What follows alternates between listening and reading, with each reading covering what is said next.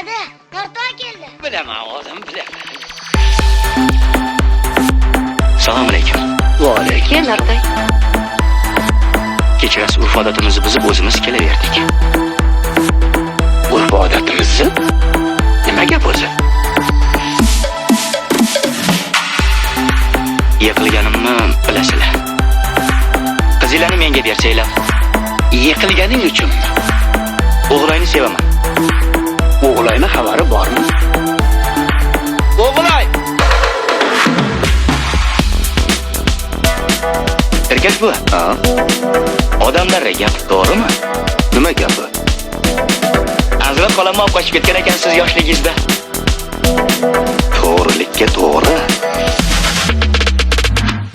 Biroq teskarisi bo'lgan. Aslida meni o'g'irlagan. Qoyilman Anzirat xolamga. Qo'matanchi. Assalomu alaykum. Va alaykum assalom. Dadamni o'zingizlar yaxshi bilasizlar. Ha, dadang Hoji Murodni juda yaxshi bilamiz. Yaxshi odam, ha? To'g'ri-ku. Lekin ular qiyin bo'ldi-da. Nega unday deyapsan, bolam? Dadam yolg'izlikdan qiynalib ketyapti. To'g'ri. Yoshi o'tgan odam xotinsiz yashashi qiyin albatta. Mana shuning uchun uylantirsak dedim. Nima deyapti? Otamni uylantiraman deydi. Barakalla.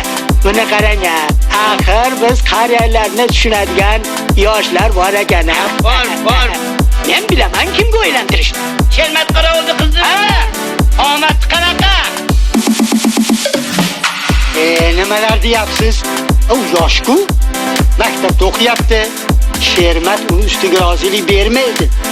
O'zingni bironta ko'zlagan odaming bormi? Menga qolsa ferma mudirining xotiniga o'xshagan bo'lsa. Otqurg'ir nimayda, nimayda? Sen ularning otini o'ylab topguningcha ular turmush qilib, turmushdan ajrashib ketadi. O'zimizni doktor xotinchi qanday bo'lar? Hoji Murodni ana shu ayolga uylantirish kerak. Vaqt kelganda masaj ham qiladi-da.